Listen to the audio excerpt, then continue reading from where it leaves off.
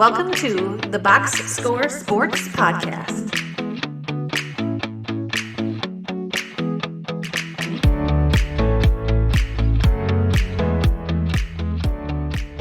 Welcome back, everybody, to the Box Score Sports YouTube channel. I'm your host, Ryan, and what we are doing is we are going to be previewing every single NBA team to celebrate tip-off week in the NBA. We're going to have videos of every team's, hopefully 10 minutes or less, of our favorite moves, least favorite moves. We're going to talk about questions, concerns. We're going to predict whether they're a playoff team, a contender, a lottery team, or a play-in team. We're going to hit on all those and every single teams. But before we get into it, like the video, subscribe to the channel, and let me know your thoughts on your favorite teams going into the season or on the team of each video that we will be posting. With that said, let's get into our predictions. Previewing the Miami Heat.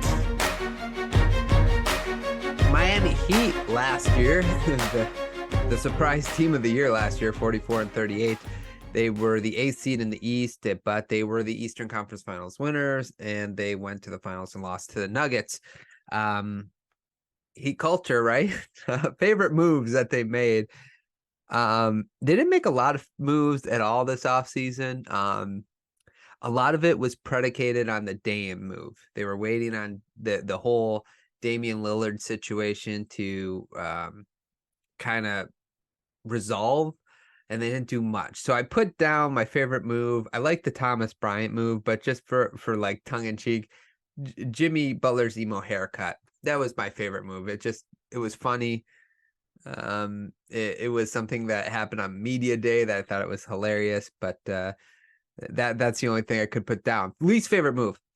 Well, because they were kind of waiting for Damian Lillard, they thought they were going to get him. They lost Max Strus, they lost Gabe Vincent, they lost Victor Oladipo, and I think losing that core, not core, but those three players who were huge for your playoff run last year, obviously that's a big deal, but I guess it's not for the Heat. It doesn't. They seem to find these players more recently here, so I'm not saying that it's like not a loss, but I don't think they have to be too worried about it as of right now. But it is unfortunate that they lost those three guys. And then obviously, because they didn't get those three guys and they did not get Dame on top of it, that's sort of my least favorite move.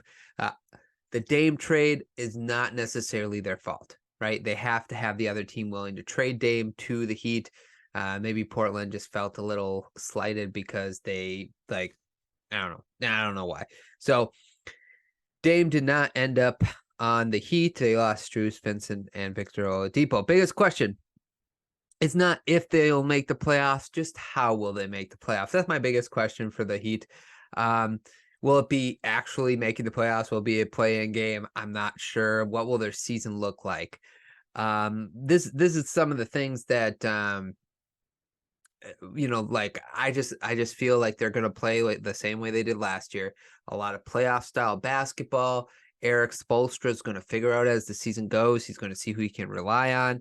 He's going to see who will step up in their rotation and become a factor. I expect like RJ Hampton or Jovic or some random dude that's already on their roster is just going to be putting up 15 points in the playoffs. That's how I feel about the Heat. So really, it's like who's going to step up? Who's going to step up in this situation? Who will replace Strus and Vincent and Victor, who all played important minutes for them last year? That'll be interesting to watch. Also, there's moves that they still can make, whether it's in the buyout or I would say like even another trade. I don't think they'll trade for Harden unless if Harden will be like pennies on the dollar for them. Because if they trade for Harden, they're just, like they're helping the 76ers, like if Embiid becomes available, they're trading some assets to get Harden.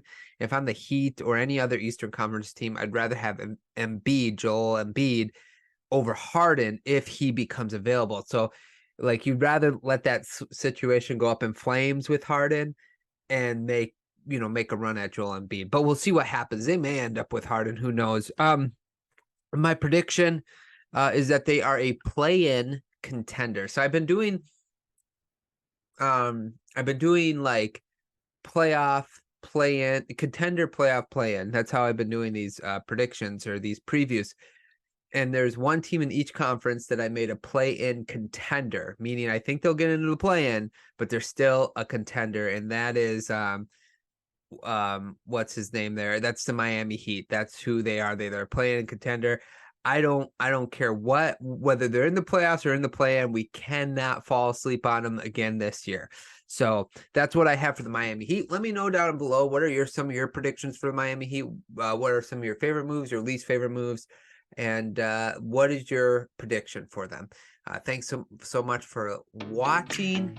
Please like the video, subscribe to the channel. I hope you guys enjoyed. We'll talk to you guys soon.